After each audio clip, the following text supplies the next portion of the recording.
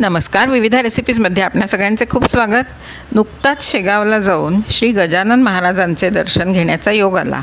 संस्थांची स्वच्छता, टापटीप आणि उत्कृष्ट व्यवस्थापन बघून नेहमीसारखेच आम्ही भारावून गेलो. श्री गजानन महाराज हे आपल्यापैकी अनेकांचे श्रद्धास्थान आहेत. त्यांचे भक्त त्यांचा प्रकट दिन उत्सव मोठ्या उत्साहात साजरा करतात. त्यांच्या प्रकट दिनासाठी आमच्या घरी जो नैवेद्य केला जातो किंवा श्री गजानन विजय हा त्यांचा जो ग्रंथ आहे त्याच्या पारायणाच्या समाप्तीसाठी जो नैवेद्य केला जातो तो आज मी तुम्हाला दाखवणार आहे. तर त्यासाठी मी 2 आंबाडीच्या जुड्या घेतलेल्या आहेत. आंबाडीच्या भाजीच्या आत्ता तुम्हाला दाखवली तशी त्याची पानं असतात. देठसुद्धा काढून घ्यायचे आहेत. फक्त पानं घ्यायची आहेत आणि ती स्वच्छ धुवून आपण घेणार आहोत. मेथीच्या भाजीचे देठ थोडे राहिले तर ते भाजीत शिजतात. तसं आंबाडीच्या भाजीचं होत नाही, म्हणून आपण आंबाडीच्या भाजीचे देठसुद्धा काढून टाकणार आहोत. फक्त पानं घ्यायची आहेत आणि स्वच्छ धुवून ती शिजवून घ्यायची आहे 3 ते 4 मिनिटांसाठी.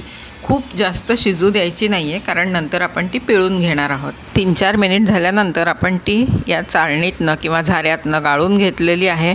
आंबट पाणी काढून टाकायचं आहे, कारण त्यामुळे पित्त होऊ शकतं. खूप आंबट असतं ते पाणी, आणि ते पाणी काढल्यानंतर ही भाजी पिळून घेतली तरीसुद्धा तिच्यात आंबटपणा शिल्लक असतो. तो चवीपुरता पुरेसा असतो. भाजी करायला घेण्यापूर्वी 1 तासभर आधी आपण थोडे शेंगदाणे भिजवणार आहोत आणि थोडी चणा डाळ देखील धुवून भिजवणार आहोत. 1 तासभर हे भिजवले की व्यवस्थित तयार होतात. त्यानंतर आपण थोड्या तांदळाच्या कण्या घेतलेल्या आहेत. कण्या नसतील तर तुम्ही तांदूळ मिक्सरमधनं काढून कण्या बनवू शकता. 1 तासानंतर बघा चणा डाळ शेंगदाणे भिजले आहेत आणि या कण्या ज्या आहेत यासुद्धा आपण धुवून शिजायला लावणार आहोत. चणा डाळ, शेंगदाणे आणि या कण्या एका छोट्या कुकरमध्ये आपण शिजवून घेऊयात. हे भाजीतसुद्धा शिजायला लावतात काही जण, परंतु भाजी आपल्याला नंतर पिळायची असते शिजल्यानंतर, म्हणून मी हे त्यात लावलं नाही आहे. हे कुकरमध्ये शिजवून घेतलेलं आहे. त्यानंतर एका कढईत, ज्या कढईत आपण भाजी करणार असू त्यातच ही शिजलेली भाजी जी आपण पिळून ठेवली आहे ती काढायची आहे.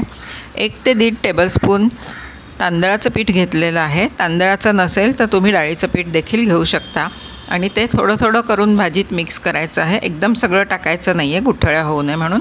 आणि त्यानंतर चवीप्रमाणे आपण मीठ घातलेलं आहे. मीठ आत्ताच घालून घ्यायचं आहे यात आणि हे सगळं चांगलं मिक्स करायचं आहे. आता या कढईतच आपण भाजी करणार आहोत, म्हणून यातच सगळं मिक्स करून घेत आहोत. आता ही चणा डाळ आणि शेंगदाणे आहेत उकडलेले, आणि शिजवलेल्या कण्या घातलेल्या आहेत. काही ठिकाणी ज्वारीच्या कण्या देखील वापरल्या जातात तांदळाच्या ऐवजी. आता हे सगळं एकत्र करून घ्यायचं आहे आणि ही कढई अशीच आपण गॅसवर ठेवणार आहोत आणि वरनं फोडणी घालणार आहोत. आता फोडणीत काय काय घालणार आहोत तुम्ही बघा. हे शिजायला ठेवलेलं आहे. 4-5 मिनिट शिजू द्यायचं आहे चांगलं. आपल्याला जर पातळ भाजी हवी असेल तर आपण पाण्याचं प्रमाण वाढवायचं आहे. गोळा भाजी हवी असेल तर आत्ता आहे इतकं पुरेसं आहे पाणी. त्यानंतर गूळ घालायचा आहे चवीप्रमाणे. आंबट गोड अशा चवीची ही भाजी छान लागते. गूळ आपल्याला कितपत हवा आहे ते आपण ठरवायचं आहे. जास्त गोड हवा असेल तर गूळ थोडा जास्त घालायचा आहे, परंतु गूळ मात्र या भाजीला हवाच. आता फोडणीसाठी आपण तेल तापायला ठेवलेलं आहे. 8-10 लसूण पाकळ्या, लाल सुक्या मिरच्या, लाल तिखट आणि मोहरी घेतलेली आहे. मोहरी तडतडली की हिंग टाकणार आहोत चिमूटभर. त्यानंतर लसणाच्या पाकळ्या ज्या ठेचून घेतलेल्या आहेत त्या टाकायच्या आहेत. लसणाच्या पाकळ्या लाल झाल्या की आपण सुक्या मिरचीचे तुकडे त्यात टाकणार आहोत. त्यानंतर लाल तिखट जी पावडर आपण घेतलेली आहे ती यात घालून पटकन आपण हे भाजीवर घालून घ्यायचं आहे. अशी वरनं फोडणी द्यायची आहे या भाजीला आणि चांगलं मिक्स करायचं आहे आणि 2 ते 3 मिनिट चांगली शिजू द्यायची आहे ही भाजी. तिखट आपल्या अंदाजाने घालायचं आहे. हे बघा अशा प्रकारे ही भाजी तयार झालेली आहे. तुम्हाला आधी सांगितल्याप्रमाणे घट्ट पातळ किती हवी तशी आपण ती करायची आहे. आता ही गोळा भाजी केलेली आहे, आपण काढून घेतली आहे एका भांड्यात. त्यानंतर आपण शेवयाची खीर करणार आहोत. कधीकधी शेवयाच्या खिरीऐवजी शिरा देखील करते मी, परंतु आज शेवयाची खिरीची रेसिपी दाखवते तुम्हाला. या बारीक शेवया आहेत रेडीमेड. खूप भाजाव्या लागत नाहीत त्या. तूप तापलं की थोड्या 1 अर्धा मिनिट थोड्या हलवल्या की त्या लगेच भाजल्या जातात. एकीकडे आपण दूध उकळवून ठेवलेलं आहे, गरम दूधच टाकणार आहोत. पटकन शिजतात बारीक असल्यामुळे, भाजल्याही पटकन जातात आणि दुधात शिजतात देखील पटकन. हे बघा, आता दूध घातलेलं आहे. आपल्या अंदाजाने आपल्याला जितकी खीर करायची आहे, कमी करायची आहे जास्त करायची आहे त्याप्रमाणे शेवया घ्यायच्या आहेत. दुधाचं प्रमाण देखील त्याप्रमाणे कमी जास्त करायचं आहे. आता यात दूध घातल्यानंतर या शिजल्या की आणखी थोडं दूध घातलेलं आहे आणि मिल्क पावडर आपण घालणार आहोत. मिल्कमेड टाकल्यानंतर ज्याप्रमाणे खीर होते तशीच खीर तुम्हाला मिल्क पावडर टाकल्यानंतर देखील मिळणार आहे. घट्टपणा येतो खिरीला. आत्ता खूप घट्ट करायची नाही आहे, कारण ती थंड झाल्यावर परत अजून घट्ट होते, म्हणून थोडी पातळसर ठेवायची आहे. 2 टेबलस्पून मिल्क पावडर टाकलेली आहे. प्रत्येक स्टेजला थोडी थोडी टाकून हलवून घ्यायचं आहे, गुठळ्या होऊ द्यायच्या नाही आहेत. त्यानंतर आपण काही ड्रायफ्रूट्स बारीक करून ठेवलेले आहेत बाजूला. ही अर्धी वाटी साखर घातली आहे, छोटी अर्धी वाटी. साखर देखील आपल्या चवीप्रमाणे घालायची आहे. वेलची घातली आहे आणि ड्रायफ्रूट्स घातले आहेत.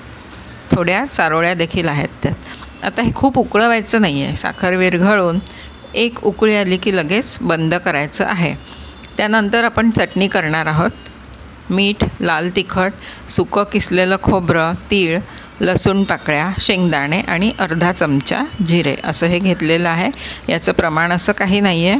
शेंगदाणे, खोबरं, तीळ आपण आपापल्या आवडीप्रमाणे कमी जास्त घेऊ शकता किंवा नुसत्या शेंगदाण्याची केली चटणी तरीही छान लागते. आता हे सगळं भाजून घेतलेलं आहे आणि थंड झाल्यावर मिक्सरमध्ये घातलेलं आहे. लसणाच्या पाकळ्या मोठ्या मोठ्या होत्या म्हणून त्या फक्त बारीक कापून घातलेल्या आहेत. हे बघा, मोठ्या पाकळ्या होत्या जाड, त्या कापून घातल्या आहेत आणि मिक्सरमधनं फिरवून एक जाडसर अशी चटणी केलेली आहे. खूप जास्त वेळ फिरवायचं नाही आहे, नाही तर तेल निघेल. हे बघा, अशा प्रकारची चटणी करून ठेवलेली आहे. त्यांच्या नैवेद्यात चटणी देखील आवर्जून असते. कांदा असतो कापलेला, कच्चा कांदा.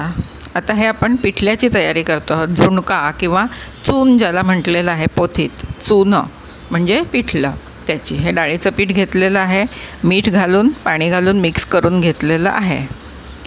आता कोथिंबीर, लसूण, ओलं खोबरं, हिरव्या मिरच्या, कढीपत्ता आणि एक मोठा कांदा बारीक कापून घेतलेला आहे. ही आपली पिठल्याची तयारी आहे.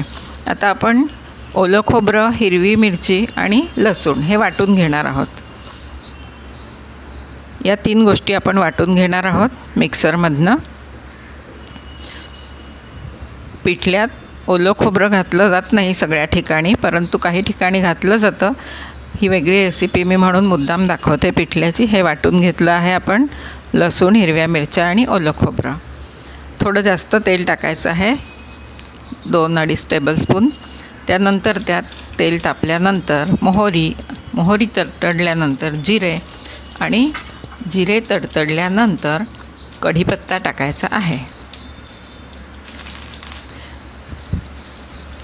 आता चिमूटभर हिंग घालायचं आहे त्यात. त्यानंतर आपण जो कांदा बारीक कापून ठेवलेला आहे तो घालून घ्यायचा आहे. आपण जनरली कांदा परतवायला टाकला की त्यात मीठ टाकतो, म्हणजे पटकन परतवून होतो. परंतु आपण इथे आधीच पीठ जेव्हा कालवलं तेव्हा त्यात मीठ घातलेलं आहे, म्हणून आता आपण हा फक्त कांदा असाच परतवून घेणार आहोत. कांदा थोडा ट्रान्सपरंट झाला की त्यानंतर आपण जे वाटण वाटलं होतं, मिरची, लसूण आणि खोबरं, हे वाटण यावर घातलेलं आहे. ते चांगलं परतवून घ्यायचं आहे. लसूण कच्चा आहे किंवा हिरवी मिरची, त्याचा कच्चेपणा जाईपर्यंत हे परतवून घ्यायचं आहे. त्यानंतर आपण कालवलेलं डाळीचं पीठ यावर घालणार आहोत. थोडी हळद घातलेली आहे. ही हळद तुम्ही पिठात देखील जेव्हा मीठ घातलं तेव्हा कालवून रेडी ठेवू शकता, परंतु यावर घातली तरीही चांगलं. आता त्यावर आपण पीठ घातलेलं आहे हे कालवलेलं, आणि मिक्सर थोडा धुवून ते पाणी देखील घातलेलं आहे. तर चांगलं हलवायचं आहे. हे चांगली वाफ येऊ द्यायची आहे. एक 5-7 मिनिट तरी मध्यम आचेवर चांगलं पिठलं तयार करून घ्यायचं आहे. चून भाकरी म्हणजेच पिठलं भाकरी, पोथीत याचा उल्लेख चून असा आहे. हे बघा, होत आलेलं आहे. सतत हलवत राहायचं आहे आणि छान वाफ येऊ द्यायची आहे त्याला.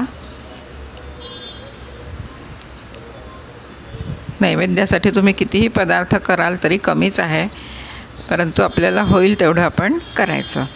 आता हे मोदकासाठी पीठ तयार करून घेतलेलं आहे. आपण चंद्रकलेची, सांजोरीची आणि कानोल्यांची रेसिपी दाखवली, त्याच्यासाठी जे कव्हर तयार केलं आहे तेच पीठ हे मी इथे तयार केलेलं आहे. त्यातल्या कुठल्याही एका प्रकारे तुम्ही पीठ तयार करू शकता. मी खाली लिंक देते. आणि त्याची पोळी लाटून घ्यायची आहे. छोट्या डबीच्या झाकणाने किंवा छोट्या वाटीने असे गोल कापून घ्यायचे आहेत, म्हणजे आपले मोदक पटपट होतील. एक एक पुरी लाटत बसायची नाही आहे छोटी, आणि सारख्या आकाराचे होतील. हे बघा, अशा ह्या छोट्या छोट्या पुऱ्या काढून ठेवायच्या आहेत. 21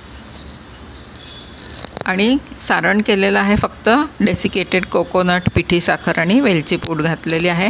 तुम्हाला हवं तर तुम्ही आणखी काही पदार्थ त्यात घालू शकता आवडीचे, परंतु हे झटपट मोदक असल्याने मी जास्त काही पदार्थ त्यात घातले नाही आहेत. आता सारण भरले आपण पुरीमध्ये आणि ते असं बोटांनी थोडं दाबून घ्यायचं आहे. अंगठ्याने दाबून मोदक असा बनवून घ्यायचा आहे. सगळे काठ जुळवून एकत्र केले आणि एक टोक वरती काढलं की आपोआप कळ्या सुटतात मोदकाला. हे बघा, अशा प्रकारे मोदक तयार झाला आहे. छोटे छोटेच केले आहेत आपण, कारण जास्त पदार्थ असले की सगळे प्रकार खाल्ले जात नाहीत, म्हणून नैवेद्यापुरते छोटे छोटे मोदक केलेले आहेत.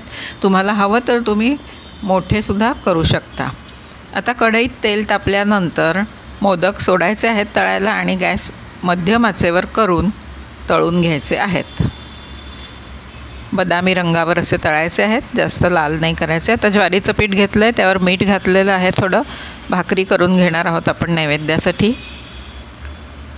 या नैवेद्यात ज्वारीची भाकरी असते, परंतु तुम्हाला जर जमत नसेल किंवा पोळीच करायची असेल तर पोळी देखील करू शकता. आता हे चांगलं असं मळून घ्यायचं आहे अशा प्रकारे, आणि त्यानंतर त्याचा एक गोळा करून असे काठ दाबून एक तयार करायचं आहे. हाताने काठ दाबलेले असले की आपल्याला थापताना ती व्यवस्थित थापता येते, काठ जास्त चिरत नाहीत. मग हे बघा, असे काठ दाबून घ्यायचे आहेत आणि पोळपाटावर थोडं पीठ टाकून किंवा ताटातसुद्धा कोरडं पीठ टाकून तुम्ही थापून थापून अशी सगळीकडनं ती व्यवस्थित तयार करायची आहे. काठ चिरले तर ते परत जोडून घ्यायचे आहेत. आता तवा चांगला कडकडीत तापल्यानंतर, लोखंडी तवा असेल तर उत्तम, कडकडीत तापल्यानंतर त्यावर भाकरी घालायची आहे आणि वरनं पाणी घालून ते असं सगळीकडनं हाताने पसरवून घ्यायचं आहे. पाणी सगळीकडे पसरवायचं आहे आणि ते सुकण्यापूर्वी भाकरी उलटायची आहे. आणि उलटल्यानंतर दोन्ही बाजूनी भाजली की परत एका बाजूने ती गॅसवर थोडी अशी भाजून घ्यायची आहे. त्यानंतर तिच्यावर तूप घालायचं आहे आणि त्याचे 4 भाग करून अशी ताटात वाढण्यासाठी तयार ठेवायची आहे. आता आपण असं संपूर्ण ताट तयार करून घेत आहोत नैवेद्याचं. हे बघा, अशा प्रकारे वाढलेलं आहे. तूप घालायचं आहे वरण भातावर, खिरीवर, आणि कांदा देखील कापून ठेवलेला आहे आवर्जून नैवेद्यात.